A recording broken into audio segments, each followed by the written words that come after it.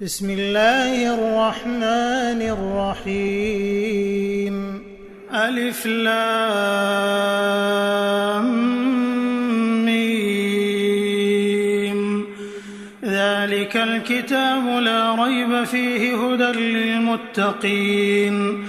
الذين يؤمنون بالغيب ويقيمون الصلاة ومما رزقناهم ينفقون والذين يؤمنون بما أنزل إليك وما أنزل من قبلك وبالآخرة هم يوقنون أولئك على هدى من ربهم وأولئك هم المفلحون إن الذين كفروا سواء عليهم أأنذرتهم أم لم تنذرهم لا يؤمنون ختم الله على قلوبهم وعلى سمعهم وعلى أبصارهم غشاوة ولهم عذاب عظيم ومن الناس من يقول آمنا بالله وباليوم الآخر وما هم بمؤمنين يخادعون الله والذين آمنوا وما يخدعون إلا أنفسهم وما يشعرون في قلوبهم مرض فزادهم الله مرضا ولهم عذاب أليم بما كانوا يكذبون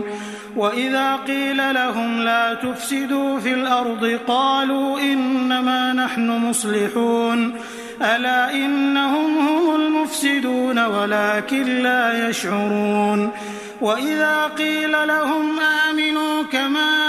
آمن الناس قالوا أنؤمن كما آمن السفهاء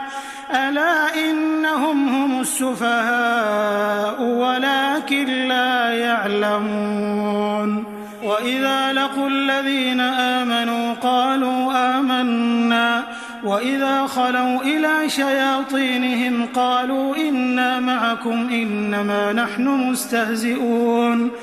الله يستهزئ بهم ويمدهم في طغيانهم يعمهون أولئك الذين اشتروا الضلالة بالهدى فما ربحت تجارتهم وما كانوا مهتدين مثلهم كمثل الذي استوقد نارا فلما أضاءت ما حوله ذهب الله بنورهم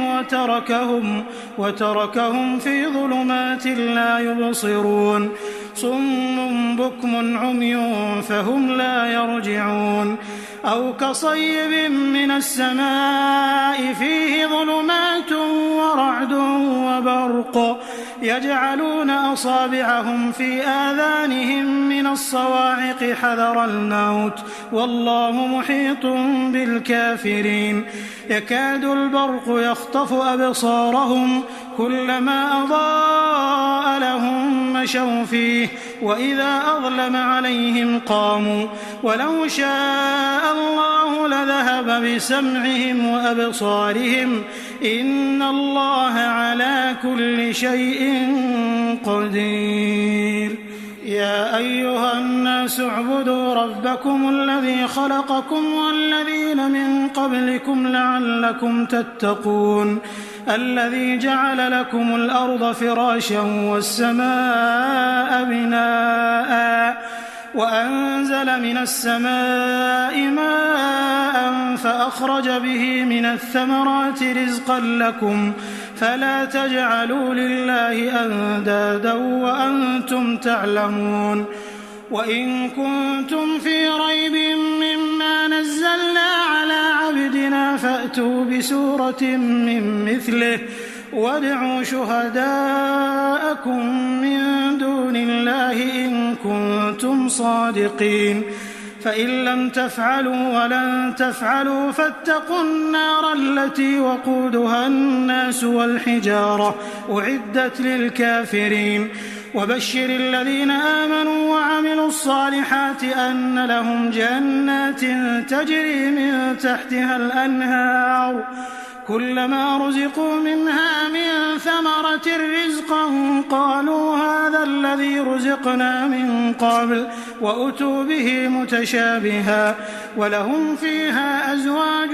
مطهرة وهم فيها خالدون إن الله لا يستحيي أن يضرب مثلا ما بعوضة فما فوقها فأما الذين آمنوا فيعلمون أنه الحق من ربهم وأما الذين كفروا فيقولون ماذا أراد الله بهذا مثلا يضل به كثيرا ويهدي به كثيرا وما يضل به إلا الفاسقين الذين ينقضون عهد الله من بعد ميثاقه ويقطعون ما أمر الله به أن يوصل ويفسدون في الأرض أولئك هم الخاسرون كيف تكفرون بالله وكنتم أمواتا فأحياكم ثم يميتكم ثم يحييكم ثم إليه ترجعون هو الذي خلق لكم ما في الأرض جميعا ثم استوى إلى السماء فسواهن 7 سماوات وهو بكل شيء عليم وإذ قال ربك للملائكة إني جاعل في الأرض خليفة قالوا أتجعل فيها من يفسد فيها ويسفك الدماء ونحن نسبح بحمدك ونقدس لك قال إني أعلم ما لا تعلمون وعلم آدم الأسماء كلها ثم عرضهم على الملائكة فقال أنبئوني بأسماء هؤلاء إن كنتم صادقين قالوا سبحانك لا علم لنا إلا ما علمتنا إنك أنت العليم الحكيم قال يا آدم أنبئهم بأسمائهم فلما أنبأهم بأسمائهم قال ألم أقل لكم إني أعلم غيب السماوات والأرض وأعلم ما تبدون وما كنتم تكتمون وإذ قلنا للملائكة اسجدوا لآدم فسجدوا إلا إبليس أبى واستكبر وكان من الكافرين وقلنا يا آدم اسكن أنت وزوجك الجنة وكلا منها رغدا حيث شئتما ولا تقربا هذه الشجرة فتكونا من الظالمين فأزلهما الشيطان عنها فأخرجهما مما كانا فيه وقلنا اهبطوا بعضكم لبعض عدو ولكم في الأرض مستقر ومتاع إلى حين فتلقى آدم من ربه كلمات فتاب عليه إنه هو التواب الرحيم قلنا اهبطوا منها جميعا فإما يأتينكم مني هدى فمن تبع هداي فلا خوف عليهم ولا هم يحزنون والذين كفروا وكذبوا بآياتنا أولئك أصحاب النار هم فيها خالدون يا بني إسرائيل اذكروا نعمتي التي أنعمت عليكم وأوفوا بعهدي أوف بعهدكم وإياي فارهبون وآمنوا بما أنزلت مصدقا لما معكم ولا تكونوا أول كافر به ولا تشتروا بآياتي ثمنا قليلا وإياي فاتقون ولا تلبسوا الحق بالباطل وتكتموا الحق وأنتم تعلمون وأقيموا الصلاة وآتوا الزكاة واركعوا مع الراكعين أتأمرون الناس بالبر وتنسون أنفسكم وأنتم تتلون الكتاب أفلا تعقلون واستعينوا بالصبر والصلاة وإنها لكبيرة إلا على الخاشعين الذين يظنون أنهم ملاقو ربهم وأنهم إليه راجعون يا بني إسرائيل اذكروا نعمتي التي أنعمت عليكم وأني فضلتكم على العالمين واتقوا يوما لا تجزي نفس عن نفس شيئا ولا يقبل منها شفاعة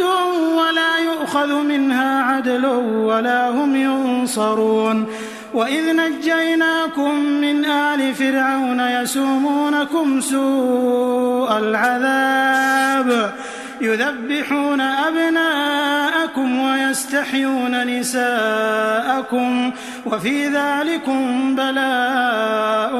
من ربكم عظيم وإذ فرقنا بكم البحر فأنجيناكم وأغرقنا آل فرعون وأنتم تنظرون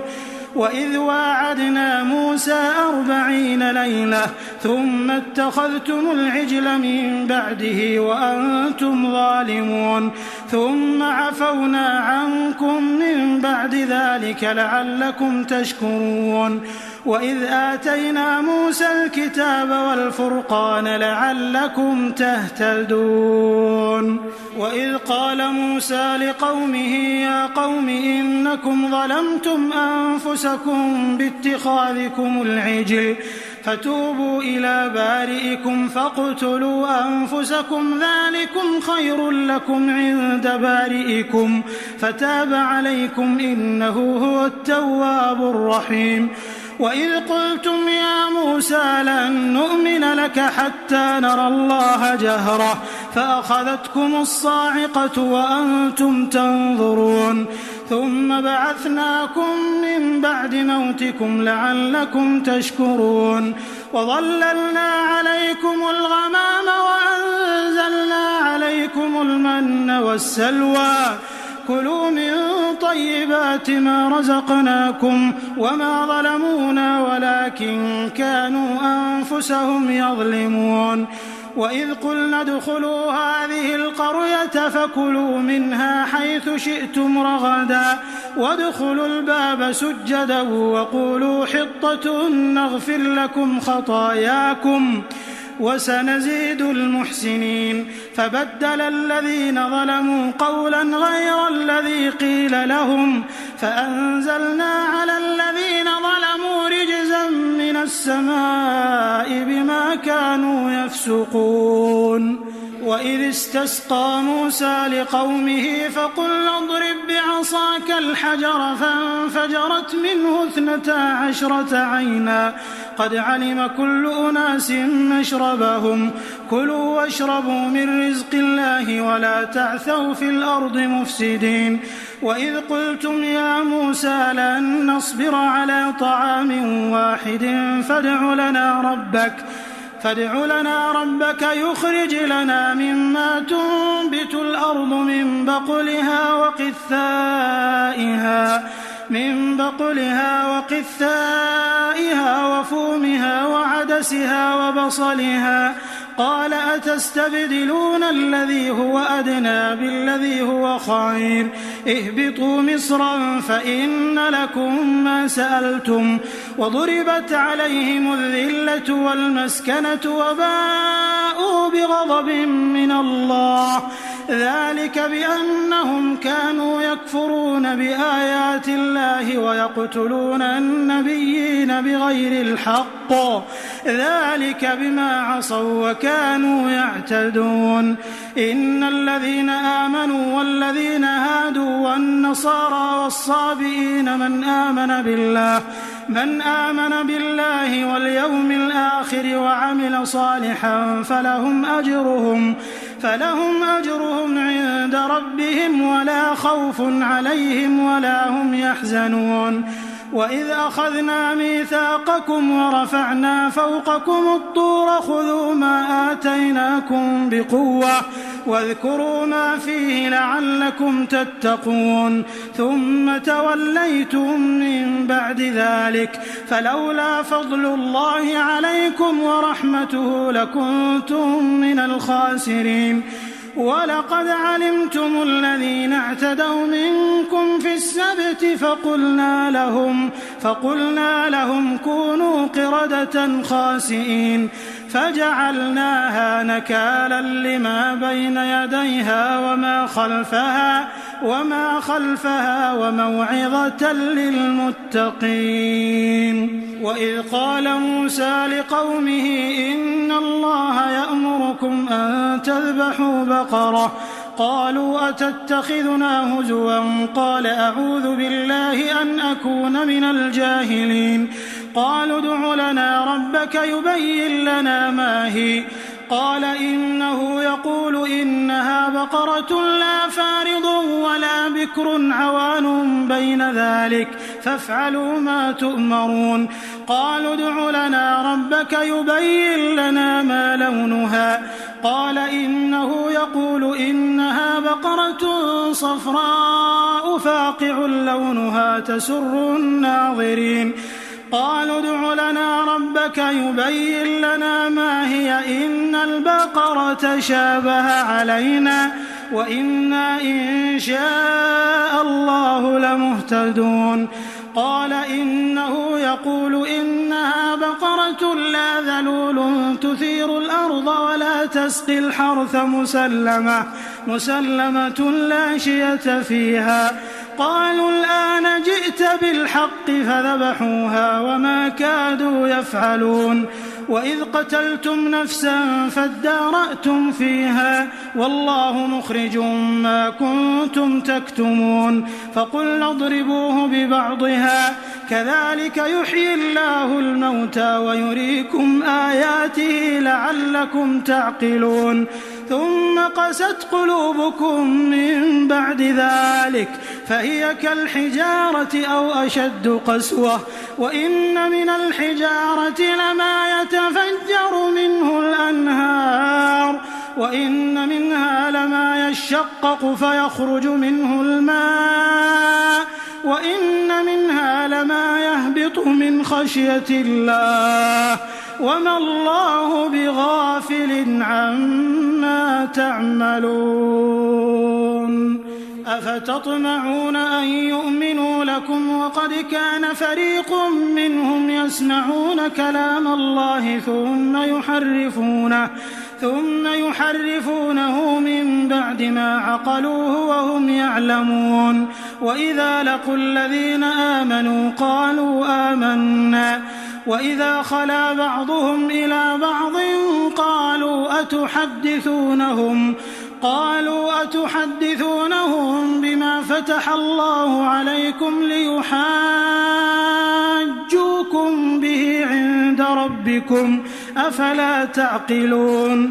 أولا يعلمون أن الله يعلم ما يسرون وما يعلنون ومنهم أميون لا يعلمون الكتاب إلا أماني وإن هم إلا يظنون فويل للذين يكتبون الكتاب بأيديهم ثم يقولون هذا من عند الله ليشتروا به ثمنا قليلا فويل لهم مما كتبت أيديهم وويل لهم مما يكسبون وقالوا لن تمسنا النار إلا أياما معدودة قل أتخذتم عند الله عهدا فلن يخلف الله عهده أم تقولون على الله ما لا تعلمون بلى من كسب سيئة وأحاطت به خطيئته فأولئك أصحاب النار هم فيها خالدون والذين آمنوا وعملوا الصالحات أولئك أصحاب الجنة هم فيها خالدون وإذ أخذنا ميثاق بني إسرائيل لا تعبدون إلا الله وبالوالدين إحسانا وبالوالدين إحسانا وذي القربى واليتامى والمساكين وقولوا للناس حسنا وأقيموا الصلاة وآتوا الزكاة ثم توليتم إلا قليلا منكم وأنتم معرضون وإذ أخذنا ميثاقكم لا تسفكون دماءكم ولا تخرجون أنفسكم من دياركم ثم أقررتم وأنتم تشهدون ثم أنتم هؤلاء تقتلون أنفسكم وتخرجون فريقا منكم من ديارهم تظاهرون عليهم بالإثم والعدوان وإن يأتوكم أسارى تفادوهم وهو محرم عليكم إخراجهم أفتؤمنون ببعض الكتاب وتكفرون ببعض فما جزاء من يفعل ذلك منكم إلا خزي في الحياة الدنيا ويوم القيامة يردون إلى أشد العذاب وما الله بغافل عما تعملون أولئك الذين اشتروا الحياة الدنيا بالآخرة فلا يخفف عنهم العذاب ولا هم ينصرون ولقد آتينا موسى الكتاب وقفينا من بعده بالرسل وآتينا عيسى ابن مريم البينات وأيدناه بروح القدس أفكلما جاءكم رسول بما لا تهوى أنفسكم استكبرتم ففريقا كذبتم وفريقا تقتلون وقالوا قلوبنا غلف بل لعنهم الله بكفرهم فقليلا ما يؤمنون ولما جاءهم كتاب من عند الله مصدق لما معهم وكانوا من قبل يستفتحون على الذين كفروا فلما جاءهم ما عرفوا كفروا به فلعنة الله على الكافرين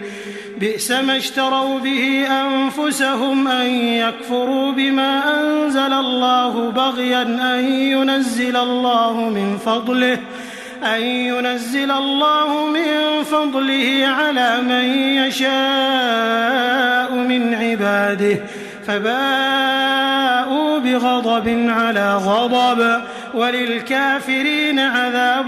مهين وإذا قيل لهم آمنوا بما أنزل الله قالوا نؤمن بما أنزل علينا ويكفرون بما وراءه وهو الحق مصدقا لما معهم قل فلم تقتلون أنبياء الله من قبل إن كنتم مؤمنين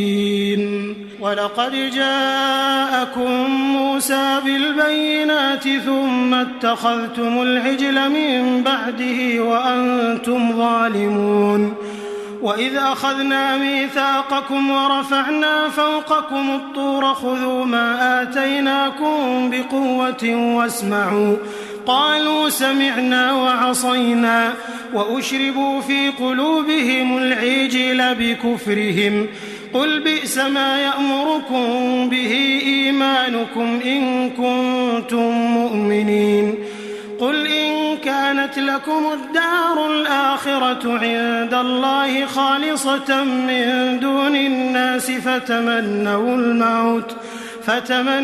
الموت إن كنتم صادقين ولن يتمنوه أبدا بما قدمت أيديهم والله عليم بالظالمين ولتجدنهم أحرص الناس على حياة ومن الذين أشركوا يود أحدهم لو يعمر 1000 سنة وما هو بمزحزحه من العذاب أن يعمر والله بصير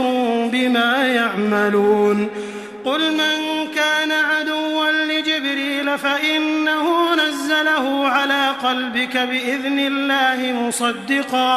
مصدقا لما بين يديه وهدى وبشرى للمؤمنين. من كان عدوا لله وملائكته ورسله وجبريل وميكال فإن الله عدو للكافرين. ولقد أنزلنا إليك آيات بينات وما يكفر بها إلا الفاسقون. أوكلما عاهدوا عهدا نبذه فريق منهم بل أكثرهم لا يؤمنون. ولما جاءهم رسول من عند الله مصدق لما معهم نبذ فريق من الذين أوتوا الكتاب كتاب الله وراء ظهورهم كأنهم لا يعلمون.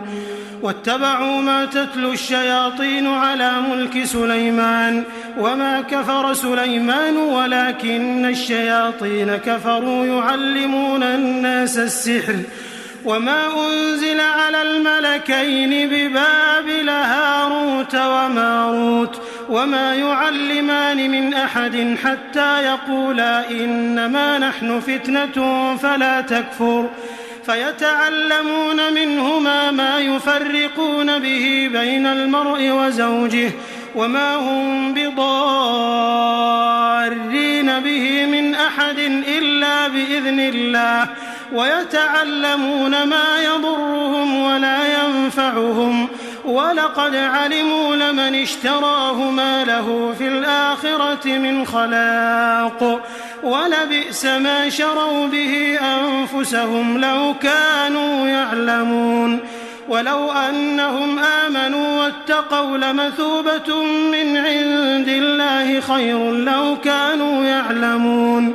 يا أيها الذين آمنوا لا تقولوا راعنا وقولوا انظرنا واسمعوا وللكافرين عذاب أليم. ما يود الذين كفروا من أهل الكتاب ولا المشركين أن ينزل عليكم من خير من ربكم والله يختص برحمته من يشاء والله ذو الفضل العظيم. ما ننسخ من آية أو ننسها نأت بخير منها أو مثلها. ألم تعلم أن الله على كل شيء قدير. ألم تعلم أن الله له ملك السماوات والأرض وما لكم من دون الله من ولي ولا نصير. أم تريدون أن تسألوا رسولكم كما سئل موسى من قبل ومن يتبدل الكفر بالإيمان فقد ضل سواء السبيل. ود كثير من أهل الكتاب لو يردونكم من بعد إيمانكم كفارا حسدا من عند أنفسهم من بعد ما تبين لهم الحق فاعفوا واصفحوا حتى يأتي الله بأمره إن الله على كل شيء قدير. وأقيموا الصلاة وآتوا الزكاة وما تقدموا لأنفسكم من خير تجدوه عند الله إن الله بما تعملون بصير. وقالوا لن يدخل الجنة إلا من كان هودا أو نصارى تلك أمانيهم قل هاتوا برهانكم إن كنتم صادقين.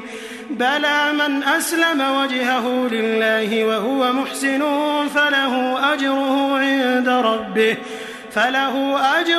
عند ربه ولا خوف عليهم ولا هم يحزنون.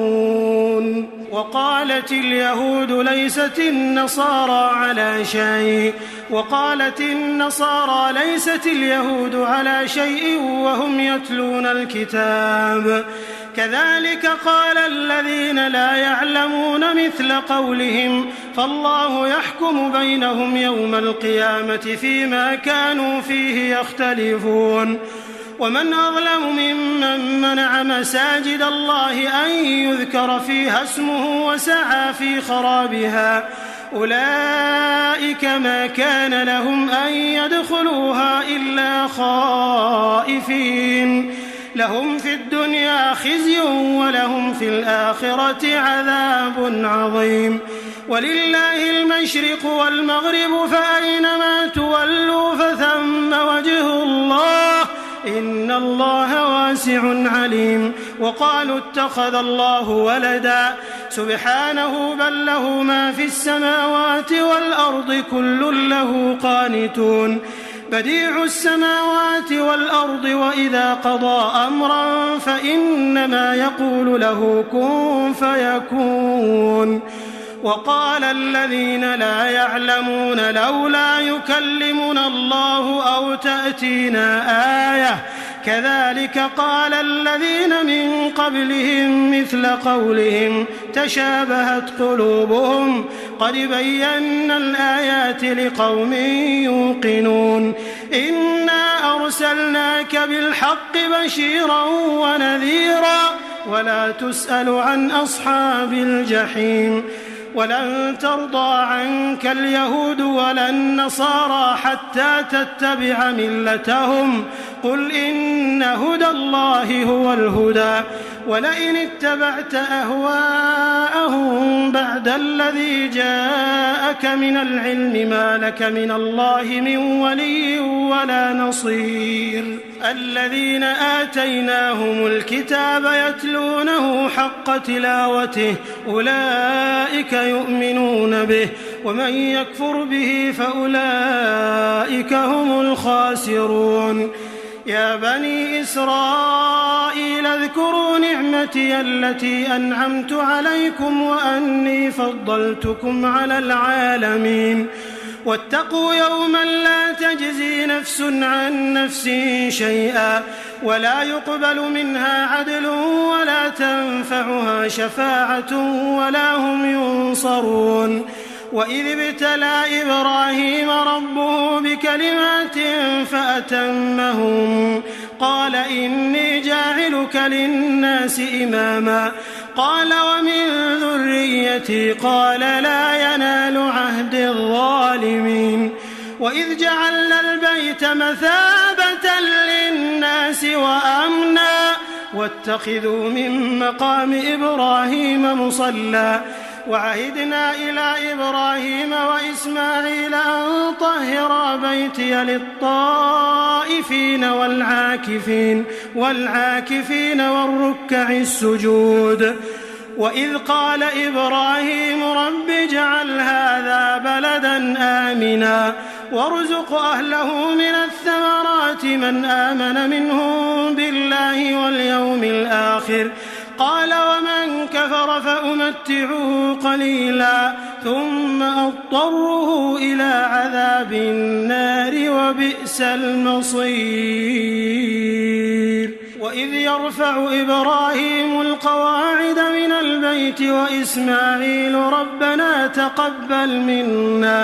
ربنا تقبل منا إنك أنت السميع العليم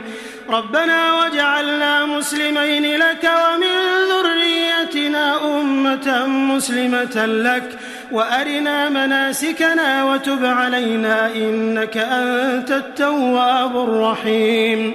ربنا وابعث فيهم رسولا منهم يتلو عليهم آياتك ويعلمهم الكتاب والحكمة ويزكيهم إنك أنت العزيز الحكيم ومن يرغب عن ملة إبراهيم إلا من سفه نفسه ولقد اصطفيناه في الدنيا وإنه في الآخرة لمن الصالحين إذ قال له ربه أسلم قال أسلمت لرب العالمين. ووصى بها إبراهيم بنيه ويعقوب يا بني إن الله اصطفى لكم الدين فلا تموتن إلا وأنتم مسلمون. أم كنتم شهداء إذ حضر يعقوب الموت إذ قال لبنيه ما تعبدون من بعدي قالوا نعبد إلهك وإله آبائك إبراهيم وإسماعيل وإسحاق إلها واحدا ونحن له مسلمون. تلك أمة قد خلت لها ما كسبت ولكم ما كسبتم ولا تسألون عما كانوا يعملون. وقالوا كونوا هودا أو نصارى تهتدوا قل بل ملة إبراهيم حنيفا وما كان من المشركين. قولوا آمنا بالله وما أنزل إلينا وما أنزل إلى إبراهيم وإسماعيل وإسحاق ويعقوب والأسباط وما أوتي موسى وعيسى وما أوتي النبيون من ربهم لا نفرق بين أحد منهم ونحن له مسلمون. فإن آمنوا بمثل ما آمنتم به فقد اهتدوا وإن تولوا فإنما هم في شقاق فسيكفيكهم الله وهو السميع العليم. صبغة الله ومن أحسن من الله صبغة ونحن له عابدون. قل أتحاجوننا في الله وهو ربنا وربكم ولنا أعمالنا ولكم أعمالكم ونحن له مخلصون. أم تقولون إن إبراهيم وإسماعيل وإسحاق ويعقوب والأسباط كانوا هودا أو نصارى قل أأنتم أعلم أم الله ومن أظلم ممن كتم شهادة عنده من الله وما الله بغافل عما تعملون. تلك أمة قد خلت لها ما كسبت ولكم ما كسبتم ولا تسألون عما كانوا يعملون. سيقول السفهاء من الناس ما ولاهم عن قبلتهم التي كانوا عليها قل لله المشرق والمغرب يهدي من يشاء إلى صراط مستقيم. وكذلك جعلناكم أمة وسطا لتكونوا شهداء على الناس ويكون الرسول عليكم شهيدا. وما جعلنا القبلة التي كنت عليها إلا لنعلم من يتبع الرسول ممن ينقلب على عقبيه وإن كانت لكبيرة إلا على الذين هدى الله وما كان الله ليضيع إيمانكم إن الله بالناس لرؤوف رحيم. قد نرى تقلب وجهك في السماء فلنولينك قبلة ترضاها فول وجهك شطر المسجد الحرام وحيث ما كنتم فولوا وجوهكم شطره وإن الذين أوتوا الكتاب ليعلمون أنه الحق من ربهم وما الله بغافل عما يعملون. ولئن أتيت الذين أوتوا الكتاب بكل آية ما تبعوا قبلتك وما أنت بتابع قبلتهم وما بعضهم بتابع قبلة بعض. ولئن اتبعت أهواءهم من بعد ما جاءك من العلم إنك إذا لمن الظالمين. الذين آتيناهم الكتاب يعرفونه كما يعرفون أبناءهم وإن فريقا منهم ليكتمون الحق الحق وهم يعلمون الحق من ربك فلا تكونن من الممترين ولكل وجهة هو موليها فاستبقوا الخيرات أينما تكونوا يأت بكم الله جميعا إن الله على كل شيء قدير ومن حيث خرجت فول وجهك شطر المسجد الحرام وإنه للحق من ربك وما الله بغافل عما تعملون ومن حيث خرجت فول وجهك شطر المسجد الحرام وحيث ما كنتم فولوا وجوهكم شطره لئلا يكون للناس عليكم حجة إلا الذين ظلموا منهم فلا تخشوهم واخشوني ولأتم نعمتي عليكم ولعلكم تهتدون كما أرسلنا فيكم رسولا منكم يتلو عليكم آياتنا ويزكيكم ويعلمكم الكتاب والحكمة ويعلمكم ما لم تكونوا تعلمون فاذكروني أذكركم واشكروا لي ولا تكفرون يا أيها الذين آمنوا استعينوا بالصبر والصلاة إن الله مع الصابرين ولا تقولوا لمن يقتل في سبيل الله أموات بل أحياء ولكن لا تشعرون ولنبلونكم بشيء من الخوف والجوع ونقص من الأموال والأنفس والثمرات وبشر الصابرين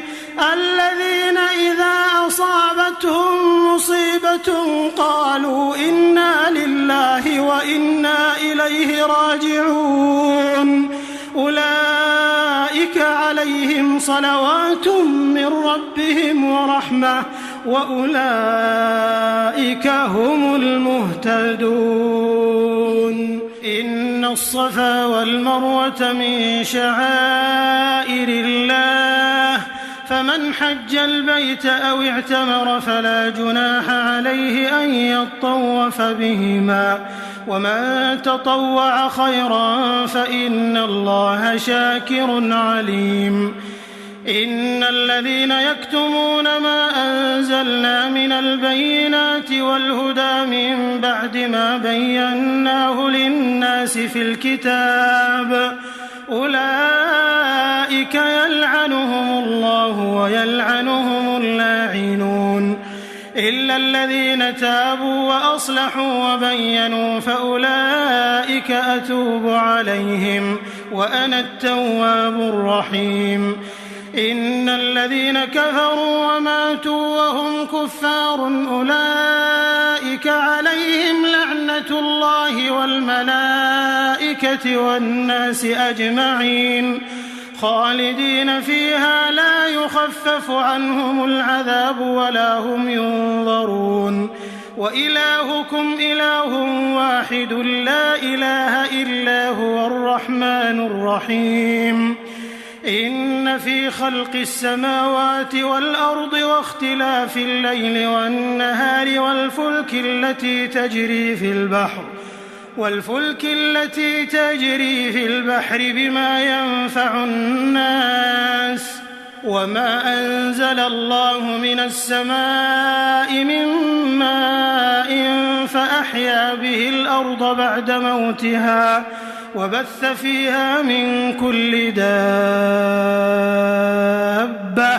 وتصريف الرياح والسحاب المسخر بين السماء والأرض لآيات لقوم يعقلون ومن الناس من يتخذ من دون الله أندادا يحبونهم كحب الله والذين آمنوا أشد حبا لله ولو يرى الذين ظلموا إذ يرون العذاب أن القوة لله جميعا وأن الله شديد العذاب إذ تبرأ الذين اتبعوا من الذين اتبعوا ورأوا العذاب وتقطعت بهم الأسباب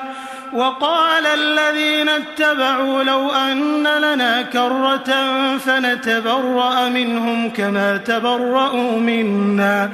كذلك يريهم الله أعمالهم حسرات عليهم وما هم بخارجين من النار يا أيها الناس كلوا مما في الأرض حلالا طيبا ولا تتبعوا خطوات الشيطان إنه لكم عدو مبين إنما يأمركم بالسوء والفحشاء وأن تقولوا على الله ما لا تعلمون وإذا قيل لهم اتبعوا ما أنزل الله قالوا بل نتبع ما ألفينا عليه آباءنا أولو كان آباؤهم لا يعقلون شيئا ولا يهتدون ومثل الذين كفروا كمثل الذي ينعق بما لا يسمع إلا دعاء ونداء صم بكم عمي فهم لا يعقلون يا أيها الذين آمنوا كلوا من طيبات ما رزقناكم واشكروا لله إن كنتم إياه تعبدون إنما حرم عليكم الميتة والدم ولحم الخنزير وما أهل به لغير الله فمن اضطر غير باغ ولا عاد فلا إثم عليه إن الله غفور رحيم إن الذين يكتمون ما أنزل الله من الكتاب ويشترون به ثمنا قليلا أولئك ما يأكلون في بطونهم إلا النار ولا يكلمهم الله يوم القيامة ولا يزكيهم ولهم عذاب أليم أولئك الذين اشتروا الضلالة بالهدى والعذاب بالمغفرة فما أصبرهم على النار ذلك بأن الله نزل الكتاب بالحق وإن الذين اختلفوا في الكتاب لفي شقاق بعيد ليس البر أن تولوا وجوهكم قبل المشرق والمغرب ولكن البر من آمن بالله واليوم الآخر والملائكة والكتاب والنبيين وآتى المال على حبه ذوي القربى واليتامى والمساكين وابن السبيل والسائلين وفي الرقاب وأقام الصلاة وآتى الزكاة والموفون بعهدهم إذا عاهدوا والصابرين في البأساء والضراء وحين البأس أولئك الذين صدقوا وأولئك هم المتقون يا أيها الذين آمنوا كتب عليكم القصاص في القتلى الحر بالحر والعبد بالعبد والأنثى بالأنثى فمن عفي له من أخيه شيء فاتباع بالمعروف وأداء إليه بإحسان ذلك تخفيف من ربكم ورحمة فمن اعتدى بعد ذلك فله عذاب أليم ولكم في القصاص حياة يا أولي الألباب لعلكم تتقون كتب عليكم إذا حضر أحدكم الموت إن ترك خيرا الوصية للوالدين والأقربين بالمعروف حقا على المتقين فمن بدله بعدما سمعه فإنما إثمه على الذين يبدلونه إن الله سميع عليم فمن خاف من موص جنفا أو إثما فأصلح بينهم فلا إثم عليه إن الله غفور رحيم يا أيها الذين آمنوا كتب عليكم الصيام كما كتب على الذين من قبلكم لعلكم تتقون أياما معدودات فمن كان منكم مريضا أو على سفر فعدة من أيام أخر وعلى الذين يطيقونه فدية طعام مسكين فمن تطوع خيرا فهو خير له وأن تصوموا خير لكم إن كنتم تعلمون شهر رمضان الذي أنزل فيه القرآن هدى للناس وبينات من الهدى والفرقان فمن شهد منكم الشهر فليصم ومن كان مريضا أو على سفر فعدة من أيام أخر يريد الله بكم اليسر ولا يريد بكم العسر ولتكملوا العدة ولتكبروا الله على ما هداكم ولعلكم تشكرون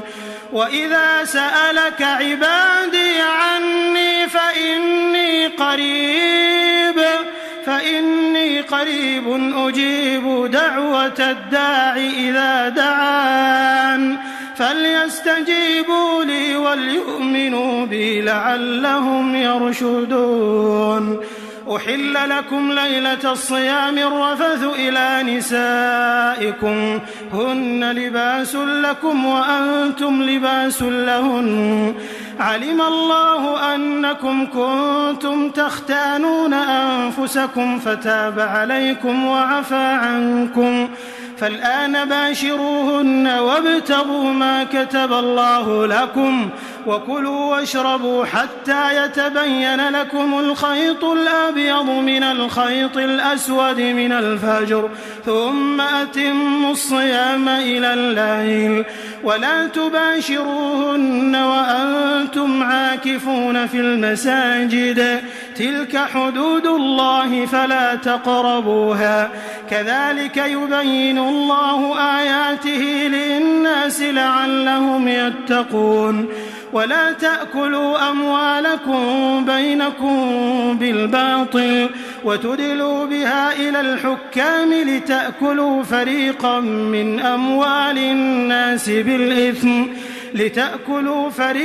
من أموال الناس بالإثم وأنتم تعلمون يسألونك عن الأهلة قل هي مواقيت للناس والحج وليس البر بأن تأتوا البيوت من ظهورها ولكن البر من اتقى وأتوا البيوت من أبوابها واتقوا الله لعلكم تفلحون وقاتلوا في سبيل الله الذين يقاتلونكم ولا تعتدوا إن الله لا يحب المعتدين وقتلوهم حيث ثقفتموهم وأخرجوهم من حيث أخرجوكم والفتنة أشد من القتل ولا تقاتلوهم عند المسجد الحرام حتى يقاتلوكم فيه فإن قاتلوكم فاقتلوهم كذلك جزاء الكافرين فإن انتهوا فإن الله غفور رحيم وقاتلوهم حتى لا تكون فتنة ويكون الدين لله فإن انتهوا فلا عدوان إلا على الظالمين الشهر الحرام بالشهر الحرام والحرمات قصاص فمن اعتدى عليكم فاعتدوا عليه بمثل ما اعتدى عليكم واتقوا الله واعلموا أن الله مع المتقين وأنفقوا في سبيل الله ولا تلقوا بأيديكم إلى التهلكة وأحسنوا إن الله يحب المحسنين وأتموا الحج والعمرة لله فإن أحصرتم فما استيسر من الهدي ولا تحلقوا رؤوسكم حتى يبلغ الهدي محله فمن كان منكم مريضا أو به أذى من رأسه ففدية من صيام أو صدقة أو نسك فإذا أمنتم فمن تمتع بالعمرة إلى الحج فما استيسر من الهدي فمن لم يجد فصيام 3 أيام في الحج و7 إذا رجعتم تلك 10 كاملة ذلك لمن لم يكن أهله حاضر المسجد الحرام واتقوا الله واعلموا أن الله شديد العقاب الحج أشهر معلومات فمن فرض فيهن الحج فلا رفث ولا فسوق ولا جدال في الحج وما تفعلوا من خير يعلمه الله وتزودوا فإن خير الزاد التقوى واتقون يا أولي الألباب ليس عليكم جناح أن تبتغوا فضلا من ربكم فإذا أفضتم من عرفات فاذكروا الله عند المشعر الحرام واذكروه كما هداكم وإن كنتم من قبله لمن الضالين ثم أفيضوا من حيث أفاض الناس واستغفروا الله إن الله غفور رحيم فإذا قضيتم مناسككم فاذكروا الله كذكركم آباءكم أو أشد ذكرا فمن الناس من يقول ربنا آتنا في الدنيا وما له في الآخرة من خلاق ومنهم من يقول ربنا آتنا في الدنيا حسنة وفي الآخرة حسنة وقنا عذاب النار أولئك لهم نصيب مما كسبوا والله سريع الحساب واذكروا الله في أيام معدودات فمن تعجل في يومين فلا إثم عليه ومن تأخر فلا إثم عليه لمن اتقى واتقوا الله واعلموا أنكم إليه تحشرون ومن الناس من يعجبك قوله في الحياة الدنيا ويشهد الله على ما في قلبه وهو ألد الخصام وإذا تولى سعى في الأرض ليفسد فيها ويهلك الحرث والنسل والله لا يحب الفساد وإذا قيل له اتق الله أخذته العزة بالإثم فحسبه جهنم ولبئس المهاد ومن الناس من يشري نفسه ابتغاء مرضات الله والله رؤوف بالعباد يا أيها الذين آمنوا ادخلوا في السلم كافة ولا تتبعوا خطوات الشيطان إنه لكم عدو مبين فإن زللتم من بعد ما جاءتكم البينات فاعلموا أن الله عزيز حكيم هل ينظرون إلا أن يأتيهم الله في ظلل من الغمام والملائكة وقضي الأمر وإلى الله ترجع الأمور سل بني إسرائيل كم آتيناهم من آية بينة ومن يبدل نعمة الله من بعد ما جاءته فإن الله شديد العقاب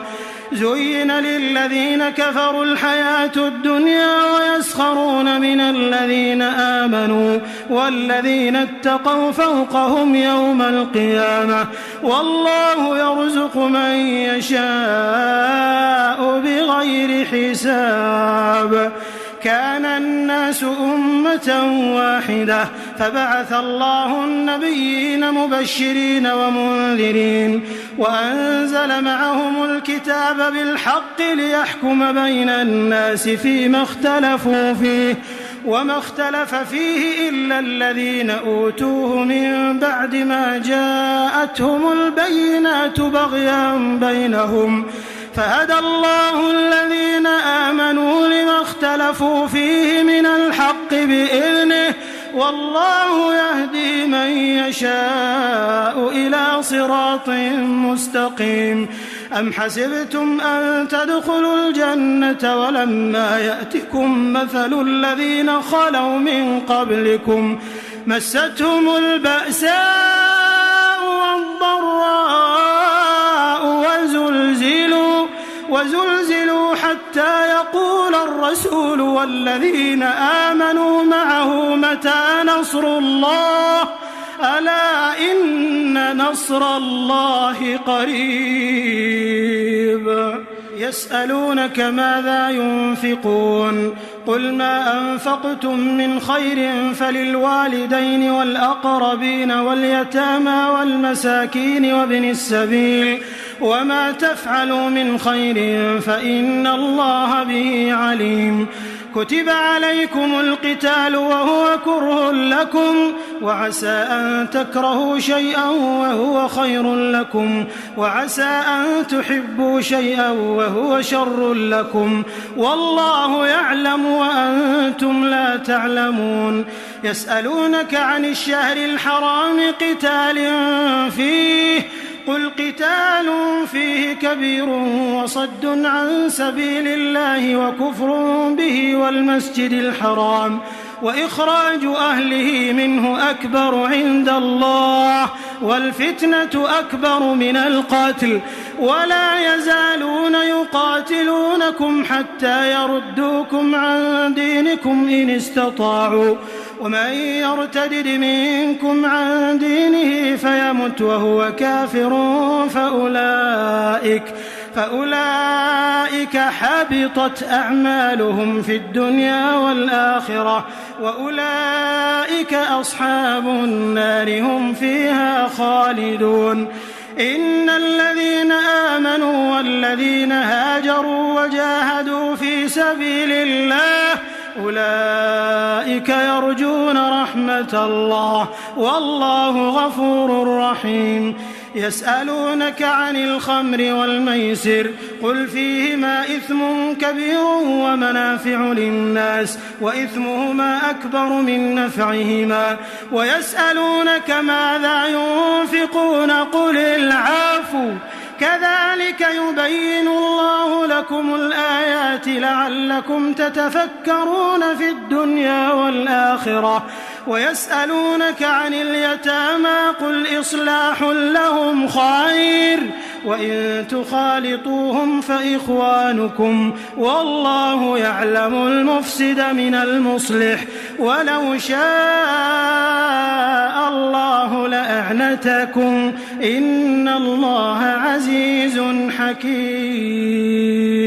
ولا تنكحوا المشركات حتى يؤمنوا ولأمة مؤمنة خير من مشركة ولو أعجبتكم ولا تنكحوا المشركين حتى يؤمنوا ولعبد مؤمن خير من مشرك ولو أعجبكم أولئك يدعون إلى النار والله يدعو إلى الجنة والمغفرة بإذنه ويبين آياته للناس لعلهم يتذكرون. ويسألونك عن المحيض قل هو أذى فاعتزلوا النساء في المحيض ولا تقربوهن حتى يطهرن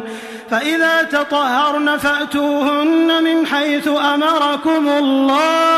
إن الله يحب التوابين ويحب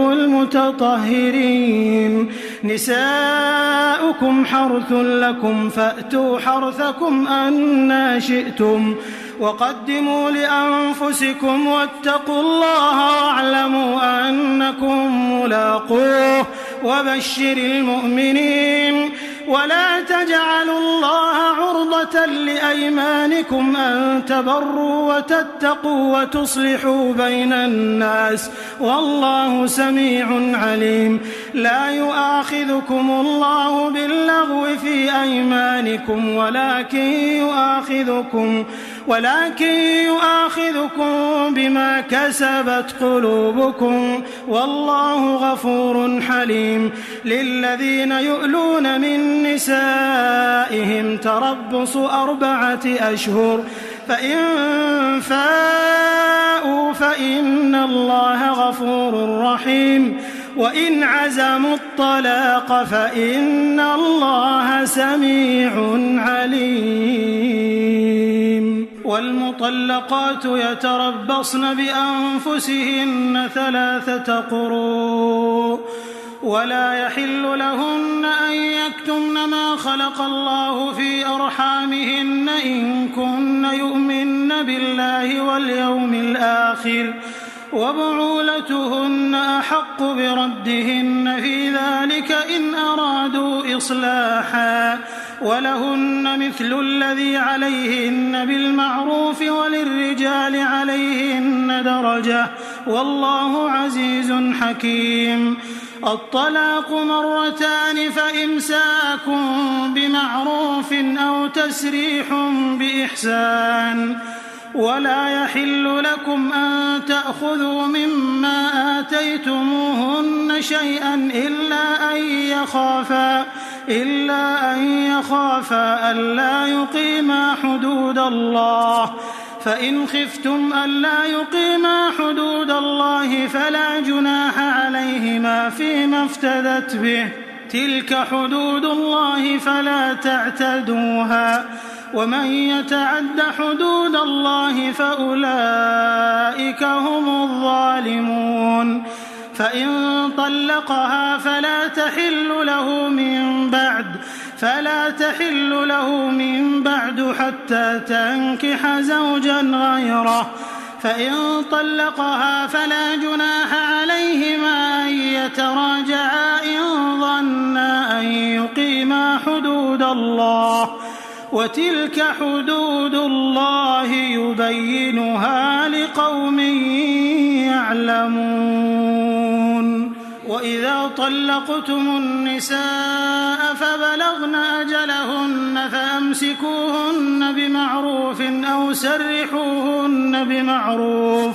ولا تمسكوهن ضرارا لتعتدوا ومن يفعل ذلك فقد ظلم نفسه. ولا تتخذوا آيات الله هزوا واذكروا نعمة الله عليكم وما أنزل عليكم من الكتاب والحكمة يعظكم به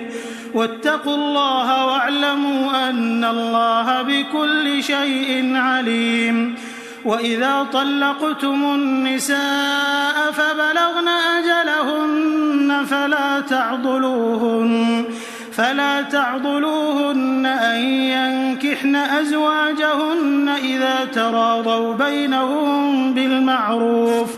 ذلك يوعظ به من كان منكم يؤمن بالله واليوم الآخر ذلكم أزكى لكم وأطهر والله يعلم وأنتم لا تعلمون. والوالدات يرضعن أولادهن حولين كاملين لمن أراد أن يتم الرضاعة وعلى المولود له رزقهن وكسوتهن بالمعروف لا تكلف نفس إلا وسعها. لا تضار والدة بولدها ولا مولود له بولده وعلى الوارث مثل ذلك. فإن أرادا فصالا عن تراض منهما وتشاور فلا جناح عليهما. وإن أردتم أن تسترضعوا أولادكم فلا جناح عليكم إذا سلمتم ما آتيتم بالمعروف. واتقوا الله واعلموا أن الله بما تعملون بصير. والذين يتوفون منكم ويذرون أزواجا يتربصن بأنفسهن 4 أشهر و10 فإذا بلغن أجلهن فلا جناح عليكم فيما فعلن في أنفسهن بالمعروف والله بما تعملون خبير ولا جناح عليكم فيما عرضتم به من خطبة النساء أو أكننتم في أنفسكم علم الله أنكم ستذكرونهن ولكن لا تواعدوهن سرا إلا أن تقولوا قولا معروفا ولا تعزموا عقدة النكاح حتى يبلغ الكتاب أجله واعلموا أن الله يعلم ما في أنفسكم فاحذروه واعلموا أن الله غفور حليم لا جناح عليكم إن طلقتم النساء ما لم تمسوهن أو تفرضوا لهن فريضة ومتعوهن على الموسع قدره وعلى المقتر قدره متاعا بالمعروف حقا على المحسنين وإن طلقتموهن من قبل أن تمسوهن وقد فرضتم لهن فريضة فنصف ما فرضتم إلا أن يعفون أو يعفو الذي بيده عقدة النكاح وأن تعفوا أقرب للتقوى ولا تنسوا الفضل بينكم إن الله بما تعملون بصير حافظوا على الصلوات والصلاة الوسطى وقوموا لله قانتين فإن خفتم فرجالا أو ركبانا فإذا أمنتم فاذكروا الله كما علمكم ما لم تكونوا تعلمون والذين يتوفون منكم ويذرون أزواجا وصية لأزواجهم متاعا إلى الحول غير إخراج فإن خرجن فلا جناح عليكم فيما فعلن في أنفسهن من معروف والله عزيز حكيم وللمطلقات متاع بالمعروف حقا على المتقين كذلك يبين الله لكم آياته لعلكم تعقلون ألم تر إلى الذين خرجوا من ديارهم وهم ألوف حذر الموت فقال لهم الله موتوا ثم أحياهم إن الله لذو فضل على الناس ولكن أكثر الناس لا يشكرون وقاتلوا في سبيل الله واعلموا أن الله سميع عليم من ذا الذي يقرض الله قرضا حسنا فيضاعفه له أضعافا كثيرة والله يقبض ويبسط وإليه ترجعون ألم تر إلى الملأ من بني إسرائيل من بعد موسى إذ قالوا لنبي له مبعث لنا ملكا نقاتل في سبيل الله قال هل عسيتم إن كتب عليكم القتال ألا تقاتلوا قالوا وما لنا ألا نقاتل في سبيل الله وقد أخرجنا من ديارنا وأبنائنا فلما كتب عليهم القتال تولوا إلا قليلا منهم والله عليم بالظالمين وقال لهم نبيهم إن الله قد بعث لكم طالوت ملكا قالوا أنى يكون له الملك علينا ونحن أحق بالملك منه ولم يؤت سعة من المال قال إن الله اصطفاه عليكم وزاده بسطة في العلم والجسم والله يؤتي ملكه من يشاء والله واسع عليم وقال لهم نبيهم إن آية ملكه أن يأتيكم التابوت فيه سكينة من ربكم وبقية مما ترك آل موسى وآل هارون تحمله الملائكة إن في ذلك لآية لكم إن كنتم مؤمنين. فلما فصل طالوت بالجنود قال إن الله مبتليكم بنهر فمن شرب منه فليس مني ومن لم يطعمه فإنه مني إلا من اغترف غرفة بيده فشربوا منه إلا قليلا منهم. فلما جاوزه هو والذين آمنوا معه قالوا لا طاقة لنا اليوم بجالوت وجنوده. قال الذين يظنون أنهم ملاقو الله كم من فئة قليلة غلبت فئة كثيرة بإذن الله والله مع الصابرين. ولما برزوا لجالوت وجنوده قالوا ربنا أفرغ علينا صبرا وثبت أقدامنا وانصرنا على القوم الكافرين. فهزموهم بإذن الله وقتل داود جالوت وآتاه الله الملك والحكمة وعلمه مما يشاء ولولا دفع الله الناس بعضهم ببعض لفسدت الأرض ولكن الله ذو فضل على العالمين. تلك آيات الله نتلوها عليك بالحق وإنك لمن المرسلين. تلك الرسل فضلنا بعضهم على بعض منهم من كلم الله ورفع بعضهم درجات وآتينا عيسى ابن مريم البينات وأيدناه بروح القدس ولو شاء الله ما اقتتل الذين من بعدهم من بعد ما جاءتهم البينات ولكن اختلفوا فمنهم من آمن ومنهم من كفر ولو شاء الله ما اقتتلوا ولكن الله يفعل ما يريد. يا أيها الذين آمنوا أنفقوا مما رزقناكم من قبل أن يأتي يوم لا بيع فيه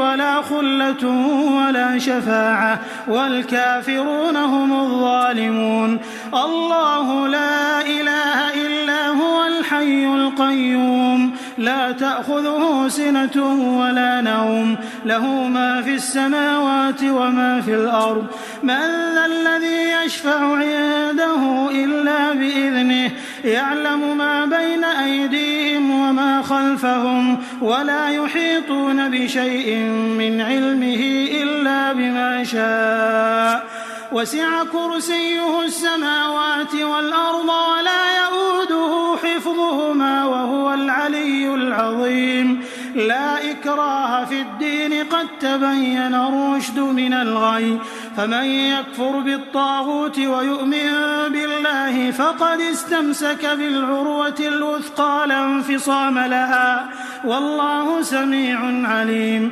الله ولي الذين آمنوا يخرجهم من الظلمات إلى النور والذين كفروا أولياؤهم الطاغوت يخرجونهم من النور إلى الظلمات أولئك أصحاب النار هم فيها خالدون. ألم تر إلى الذي حاج إبراهيم في ربه أن آتاه الله الملك إذ قال إبراهيم ربي الذي يحيي ويميت قال أنا أحيي وأميت قال إبراهيم فإن الله يأتي بالشمس من المشرق فأت بها من المغرب فبهت الذي كفر والله لا يهدي القوم الظالمين. أو كالذي مر على قرية وهي خاوية على عروشها قال أنى يحيي هذه الله بعد موتها فأماته الله 100 عام ثم بعثه قال كم لبثت قال لبثت يوما أو بعض يوم قال بل لبثت 100 عام فانظر إلى طعامك وشرابك لم يتسنه وانظر إلى حمارك ولنجعلك آية للناس وانظر إلى العظام كيف ننشزها ثم نكسوها لحما فلما تبين له قال أعلم أن الله على كل شيء قدير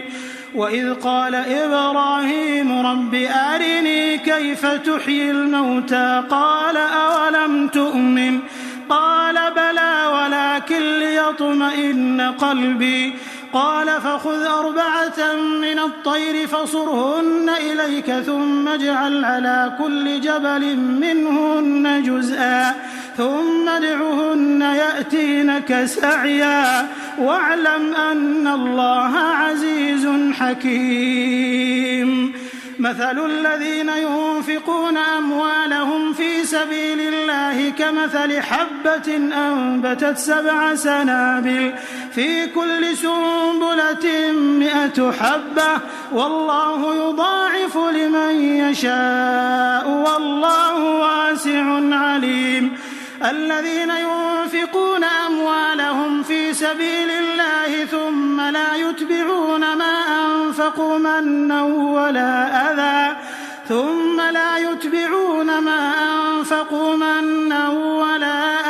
لهم أجرهم عند ربهم ولا خوف عليهم ولا هم يحزنون قول معروف ومغفرة خير من صدقة يتبعها أذى والله غني حليم يا أيها الذين آمنوا لا تبطلوا صدقاتكم بالمن والأذى كالذي ينفق ماله رئاء الناس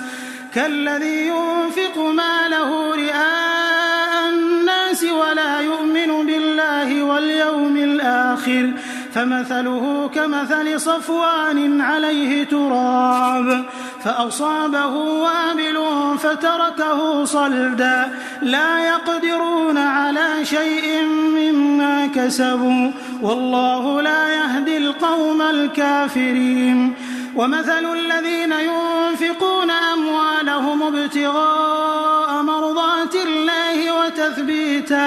وتثبيتا من أنفسهم كمثل جنة بربوة أصابها وابل فآتت أكلها ضعفين فإن لم يصبها وابل فطل والله بما تعملون بصير أيود أحدكم أن تكون له جنة من نخيل وأعناب تجري من تحتها الأنهار له فيها من كل الثمرات وأصابه الكبر وله ذرية ضعفاء فأصابها إعصار فيه نار فاحترقت كذلك يبين الله لكم الآيات لعلكم تتفكرون يا أيها الذين آمنوا أنفقوا من طيبات ما كسبتم ومما أخرجنا لكم من الأرض ولا تيمموا الخبيث منه تنفقون ولستم بآخذيه إلا أن تغمضوا فيه واعلموا أن الله غني حميد الشيطان يعدكم الفقر ويأمركم بالفحشاء والله يعدكم مغفرة منه وفضلا والله واسع عليم يؤتي الحكمة من يشاء ومن يؤت الحكمة فقد أوتي خيرا كثيرا وما يذكر إلا أولو الألباب وما أنفقتم من نفقة أو نذرتم من نذر فإن الله يعلمه وما للظالمين من أنصار إن تبدوا الصدقات فنعما هي وإن تخفوها وتؤتوها الفقراء فهو خير لكم ويكفر عنكم من سيئاتكم والله بما تعملون خبير. ليس عليك هداهم ولكن الله يهدي من يشاء وما تنفقوا من خير فلأنفسكم وما تنفقون إلا ابتغاء وجه الله وما تنفقوا من خير يوفى إليكم وأنتم لا تظلمون. للفقراء الذين أحصروا في سبيل الله لا يستطيعون ضربا في الأرض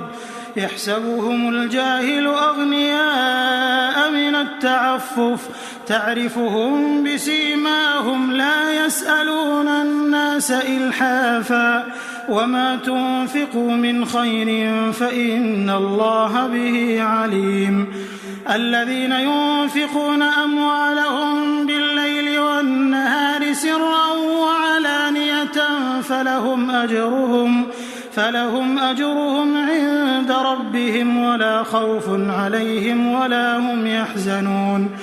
الذين يأكلون الربا لا يقومون إلا كما يقوم الذي يتخبطه الشيطان من المس ذلك بأنهم قالوا إنما البيع مثل الربا وأحل الله البيع وحرم الربا فمن جاءه موعظة من ربه فانتهى فله ما سلف وأمره إلى الله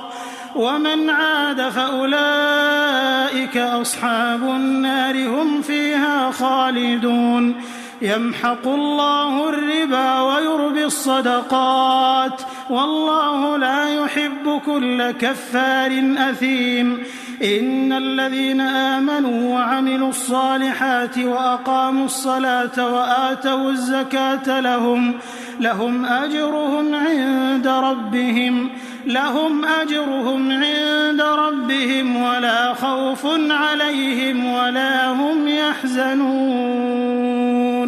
يا أيها الذين آمنوا اتقوا الله وذروا ما بقي من الربا إن كنتم مؤمنين فإن لم تفعلوا فأذنوا بحرب من الله ورسوله وإن تبتم فلكم رؤوس أموالكم لا تظلمون ولا تظلمون. وإن كان ذو عسرة فنظرة إلى ميسرة وأن تصدقوا خير لكم إن كنتم تعلمون. واتقوا يوما ترجعون فيه إلى الله ثم توفى كل نفس ما كسبت وهم لا يظلمون.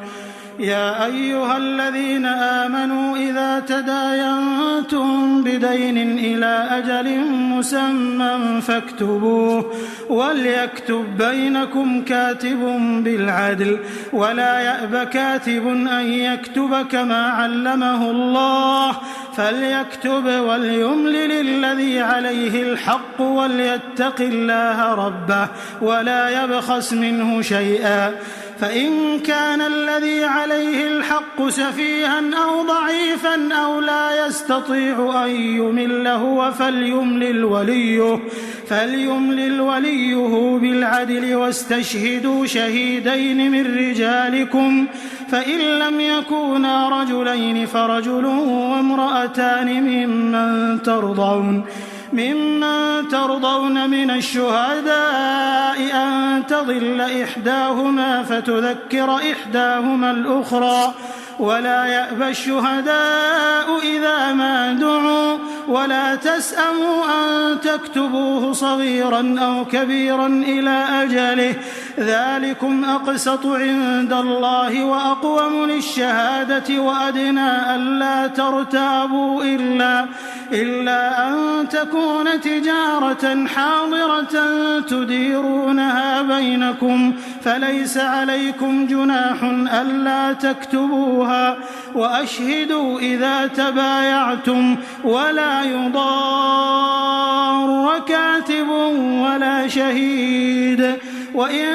تفعلوا فإنه فسوق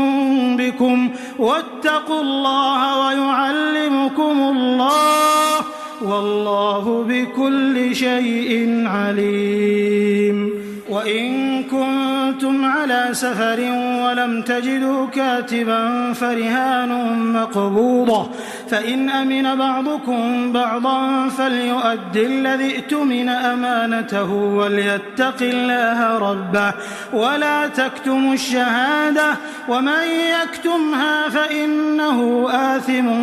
قلبه والله بما تعملون عليم. لله ما في السماوات وما في الأرض وإن تبدوا ما في أنفسكم أو تخفوه يحاسبكم به الله فيغفر لمن يشاء ويعذب من يشاء والله على كل شيء قدير. آمن الرسول بما أنزل إليه من ربه والمؤمنون كل آمن بالله وملائكته وكتبه ورسله لا نفرق بين أحد من رسله وقالوا سمعنا وأطعنا غفرانك ربنا وإليك المصير.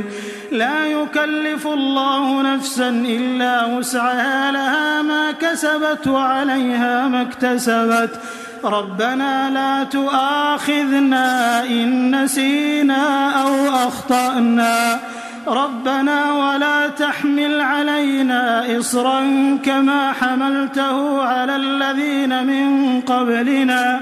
ربنا ولا تحملنا ما لا طاقة لنا به واعف عنا واغفر لنا وارحمنا أنت مولانا فانصرنا على القوم الكافرين.